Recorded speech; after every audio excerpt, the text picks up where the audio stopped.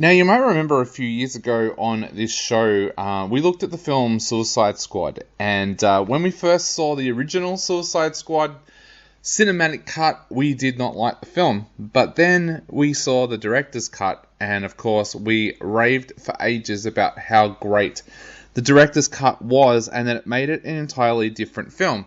Now, of course, if you're a DC fan, you will know that this has happened again.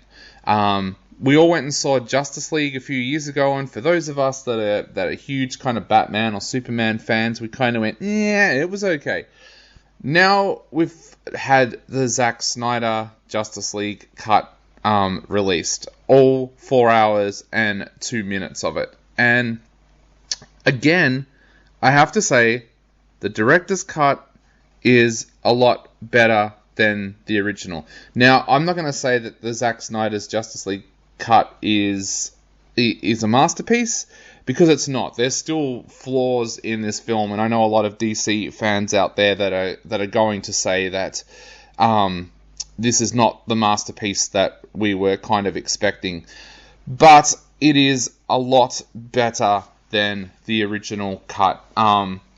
There's heart in this film. Now, I was surprised at how bad the original Justice League film was. I was surprised that Joss Whedon didn't do a better job of it. But I guess the problem there is when you have two directors working on a film, and especially in the case of Justice League, where Zack Snyder as director suddenly had to leave the project because of what happened tragically to his daughter, you're kind of left with another director coming on board that perhaps doesn't have the vision for the project that the first director did. And I think that was certainly the case with Justice League, and I think that's where it fell apart. Now, what I liked about this new Zack Snyder's cut is there's more heart there. I mentioned that we see a little bit more of Cyborg / Victor Stone's story. Of course, Victor Stone being played by Ray Fisher. We also see a lot more of the Barry Allen / the Flash Ezra Miller's role as well, and I think that really helps the film move along. I always felt with the first film that we had a pretty good introduction to Aquaman, played by Jason Momoa. And of course, we already knew Wonder Woman, Gal Gadot's character, Superman, Henry Cavill, and Batman, Ben Affleck. We already knew their characters. We didn't need introductions to them. But I always felt that this film, the original film, let down Ray Fisher and Ezra Miller. Those guys really didn't get a decent introduction into the DC universe at all, which I thought was kind of appalling and a little bit shocking to me, because I thought they would have been treated a little bit better off. This film does feel more like a genuine Justice League film. Yes, it's kind of told through the eyes of Bruce Wayne because he's putting together the team, but at the same time, it feels like it's the other characters' film as well. There's a lot more in there with them, and I think that really helps. There's a lot more heart in this film. There's some brilliant scenes in this film between Martha Kent, played by Diane Lane, and of course some of the characters around her, including Lois Lane, played by Amy Adams, and it just works a lot better. The same with the villains in this film. The villains are given more, I want to say heart, but of course that's not the right word to use, but they're given more character, and I think that makes them kind of even more threatening because you understand why they're doing what they're doing. But whereas before they were just like these kind of big nasties that didn't mean anything, which is kind of strange because when you go back and look over Joss Whedon's work, he's actually quite good at writing and directing villains. Of course, if you go back to like Buffy and Angel and stuff like that he created, we had some amazing, memorable villains in there, like the Mayor from Buffy, Glory. Like there was some great villains in there, so it was a real surprise that he didn't really keep a handle on the villains. Now, I know a few people who have been kind of scared off watching the Snyder Cut because they've been a little bit worried about the length of time. Now, I'm someone who notices the length of time in movies. I can sit there sometimes and be watching a movie that goes for 110 minutes, and I'll be thinking, oh wow, this one kind of overstayed its welcome.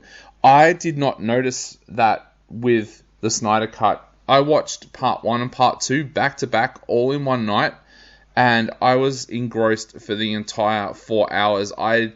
To me, it felt like I watched a 90-minute film. It did not feel like I watched a 4-hour film. So if you're worried about sitting down to watch a 4-hour film, don't be, because it absolutely works.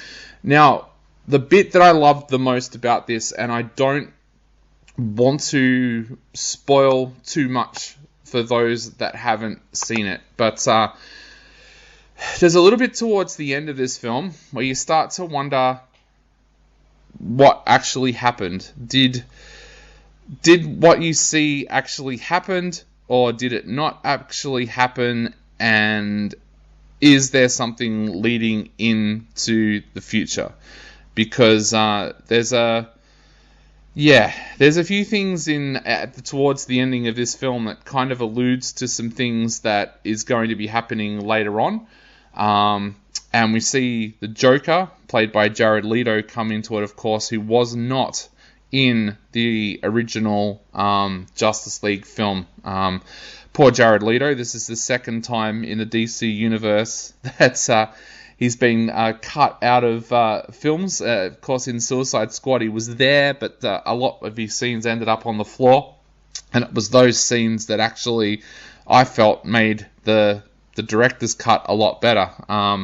I don't think Jared Leto plays a bad Joker, and I think the ending of this film will show that. And look, we're hearing some things from DC at the moment that apparently we may be expected to forget the original Justice League film ever happened, and that from going on forward, everything will pick up from the result of the Snyder Cut. So if that's the case, then I fully think that is a good thing, because I really loved the ending of this, and I can't wait to see where it goes, especially with some of the stuff there that surrounds Bruce Wayne and Batman. And of course, we also see a little bit more towards the end here too, as well, with Lex Luthor, the Jesse Eisenberg character, kind of hinting at who the next villain might be. So stay on top of that if you're a DC fan. I guess we do have to wait and see what's going to happen now. Of course, Wonder Woman 1984 has come out since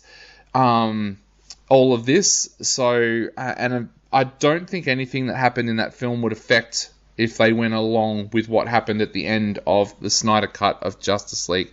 So look, if you are a DC fan and you have been putting off watching the Snyder Cut, don't put it off anymore. Go and watch it, because this is so much better than the original Justice League film. I'm going to give this one a 3.5 out of 5.